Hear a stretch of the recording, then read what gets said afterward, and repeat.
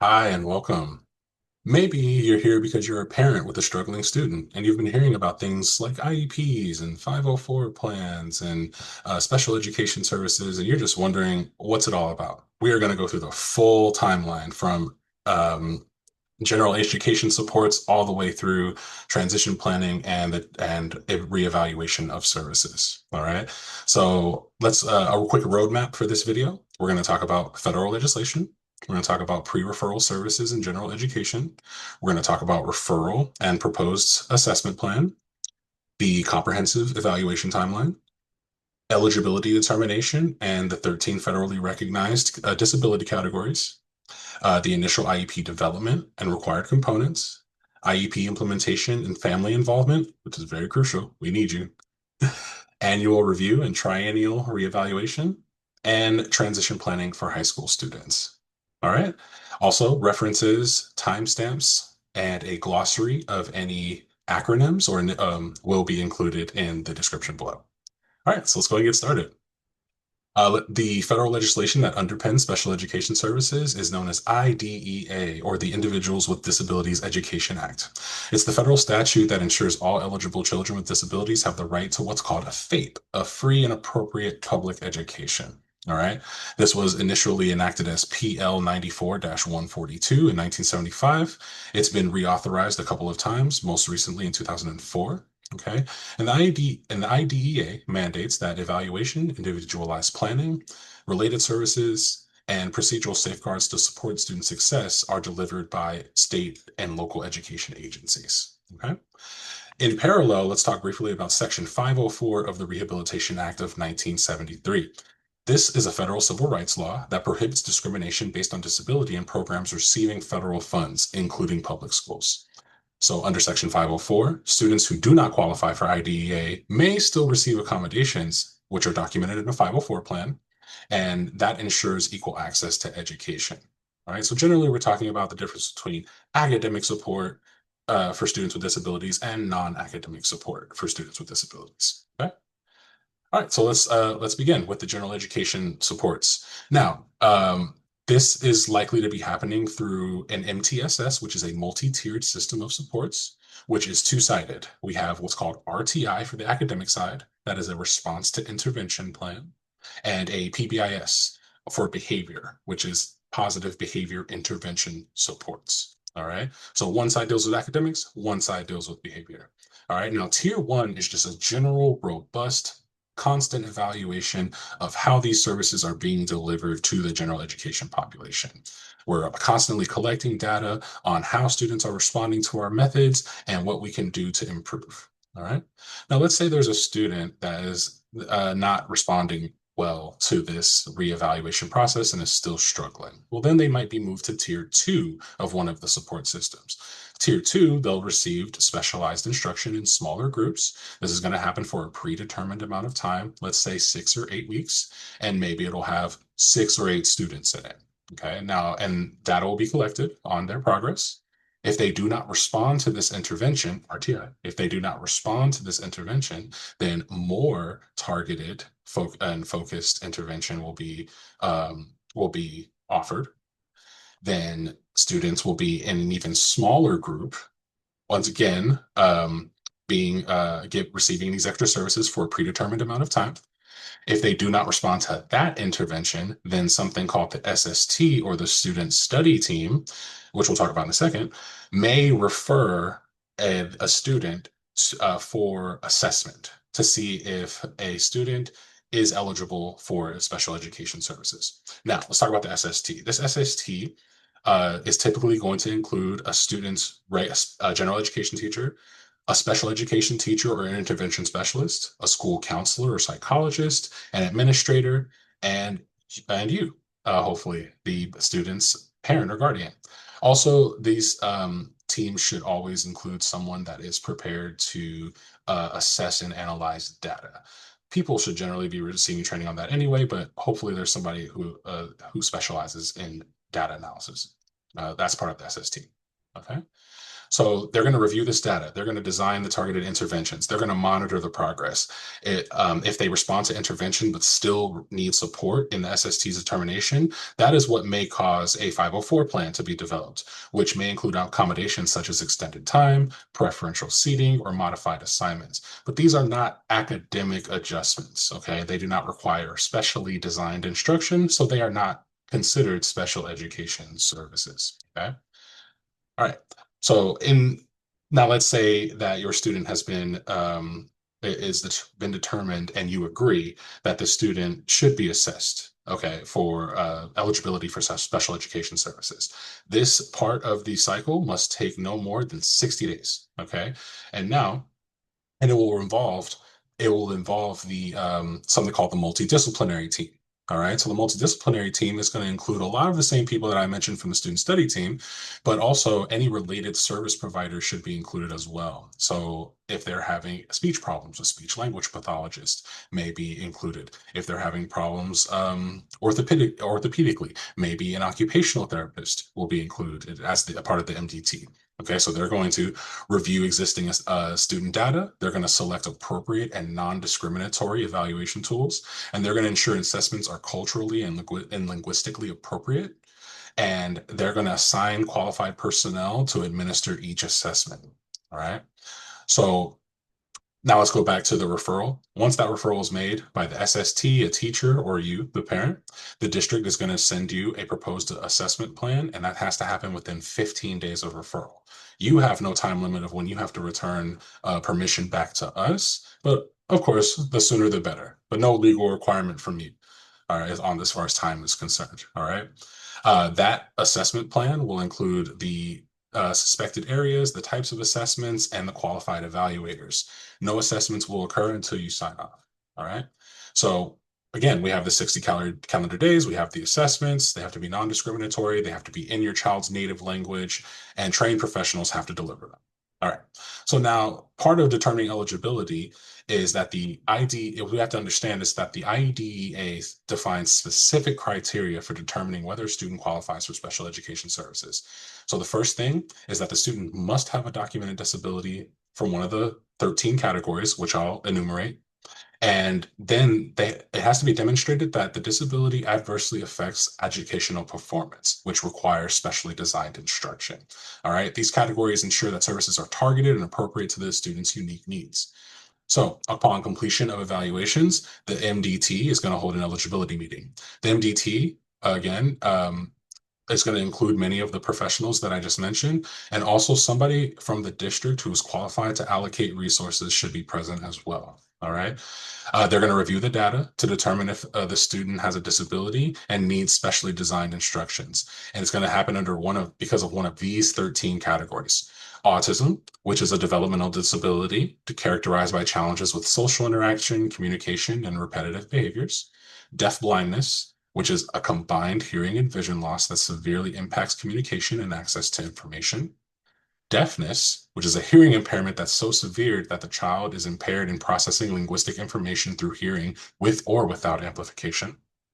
Emotional disability, which is a condition exhibiting one or more emotional or behavioral characteristics over a long period, which adversely affect education.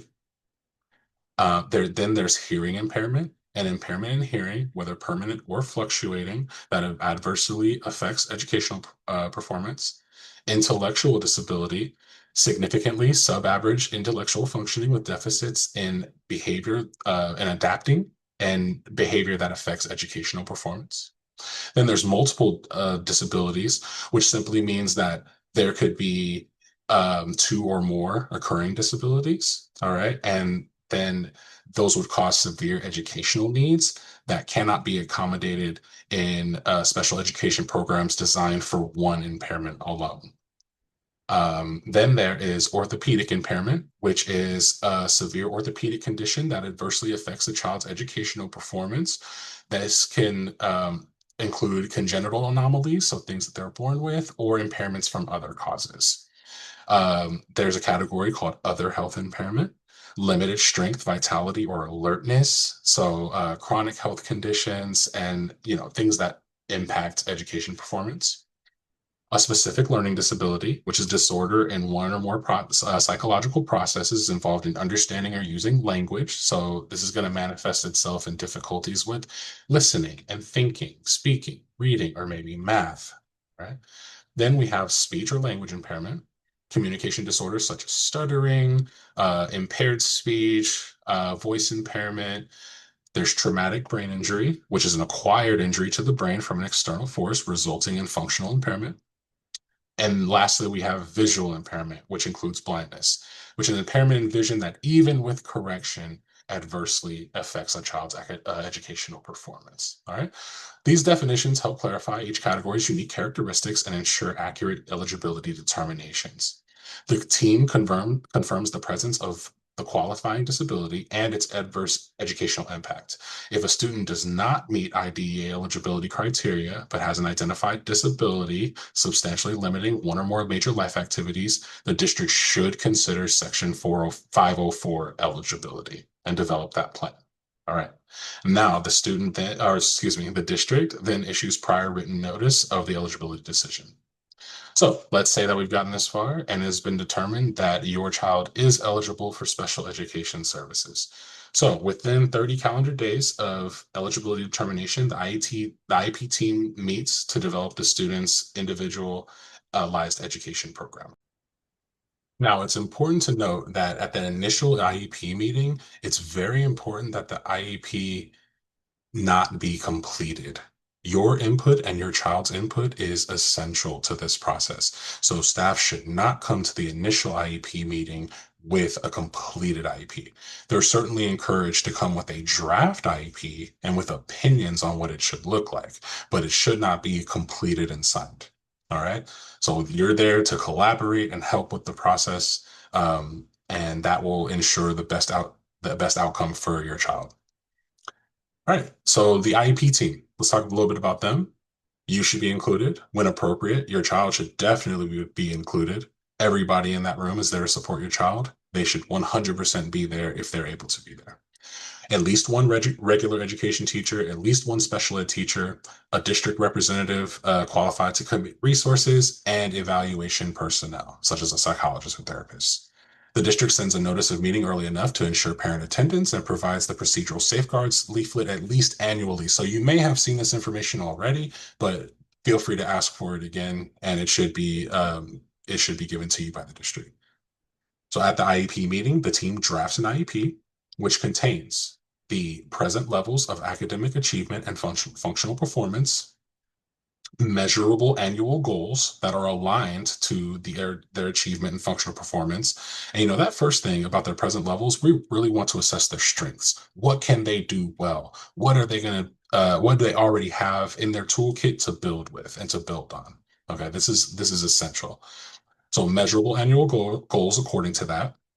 Progress monitoring procedures. Now, you should be receiving reports as often as your child receives report cards. So if they receive 4 report cards a year, you will receive at least 4 progress reports. Now, let's say that they're on a semester system and they only receive 2 report cards. Well, that means you'll receive a minimum of 2 progress reports, but staff are encouraged to provide more than that, and you may certainly ask for more than that. So keep that in mind, please. Also included in the IEP will be the special education and related services, plus supplementary aids and supports. So what will be used to help your child have successful academic performance in the general education classroom. We will define the least restrictive environment for them. Simply put, the LRE is the environment that is most like a general education classroom that allows your child to have to make progress with their academic goals. All right. So research proves time and time again that when children are together, they do better. And we don't want to isolate children unless it is absolutely necessary. Full inclusion is the standard and the benchmark that we want to follow. The accommodations and modifications for state and district assessments will be included. Okay. The projected start date, frequency, location, and duration of services will be listed as well. And then it's important to note that there have been a couple of court cases that you may want to look into that define how the goals are to be set. Those cases are the Board of Education v. Rowley, all right, and updated, and that was updated with Endrew F. v. Douglas County. All right. And this cases ensure that goals provide educational benefit and are reasonably calculated for progress based on your child's specific circumstances. Again, this is the first word in IEP is individualized. This is for your child and your child alone. Cookie cutter solutions are not acceptable. All right. So after you consent, services will begin as soon as possible. The district will share the IEP with all service provider and train staff on implementation. Progress updates go to you, as we discussed, and formal progress on the IEP goals at least once a quarter. Um, when when adjustments are needed, the IEP can be amended through a meeting or through a written addendum that does not require the full team to convene. Frankly, IEP meetings can be difficult to schedule. So this may be an important thing to rely on if goals need to be changed midstream or before the annual review, which we'll talk about momentarily. Um, to avoid predetermination, and this is essential, to avoid predetermination, districts must actively solicit and incorporate family and student input throughout the process. All right. You should feel like an active participant in this process every step of the way. That is the best way for this to succeed. All right. Now let's talk about review. So by law, the IEP team is going to meet once every year to review progress and revise the IEP. All right. So this has to happen 1 year less 1 day. So let's say the IEP is first implemented on October 1st of 2024. The annual meeting must take place no later than September 30th of 2025. Um, and then every 3 years, the district will seek your consent for a triennial reevaluation. The team is going to review existing data to determine the need for additional assessments and then update the IEP accordingly. So basically, the process goes back to the beginning to the eligibility portion of this process. All right. Now let's talk about transition planning. So transition planning is required for students entering high school. Every student with an IEP must also have an ITP. Okay, so based on age-appropriate transition assessments like interest inventories, vocational samples, and self-advocacy checklists, the ITP will specify post-high school goals in education and training, employment, and independent living, annual IEP goals and services to build skills for those outcomes, responsibilities and timelines, identifying team members, including the student, are responsible for each activity. From the first high school IEP meeting onward, students actively participate by sharing strengths and preferences, completing self-assessments, and co-leading portions of the meeting. This is the best part. When students are leading their own meetings, they are fully involved in their process and in their educational journey, and it's a wonderful thing. All right. Um, So transition planning is an essential part of the IEP cycle, and it's going to be revisited during each annual review. Okay, so every year the transition plan will be reviewed as well. And it's going to be refined as part of the triennial reevaluation, ensuring that goals remain relevant and aligned to the students' evolving interests and capabilities. All right. To recap, we have the time of at least the deadlines. From between 0 and 15 days of referral, the district is going to send a proposed amendment plan to you. Uh, Between 0 and 60 days of receiving that plan, all evaluations must be completed. It's going to be much closer to 60 days than 0. Within 30 days of eligibility, the initial IEP meeting where an IEP must. Now, this is a bit misleading. Let me just go back. The first IEP meeting ideally is going to be held within that first 60 days, within that assessment window, so that from the 30 days after that, that the law allows, an IEP will go from draft form to completed form. You'll sign it, and then the services can begin. And again, once that signed IEP is received back from you, services will start as soon as humanly possible. Every 12 months, the IEP will be reviewed. Okay, goals will be updated, and every 3 years will be the triennial reevaluation. So we'll reevaluate from the beginning. So we're gonna meaningfully involve students and families in this process for great educational outcomes. I hope that you've enjoyed this information. Please make sure to check out the written references and information below, and have a good one.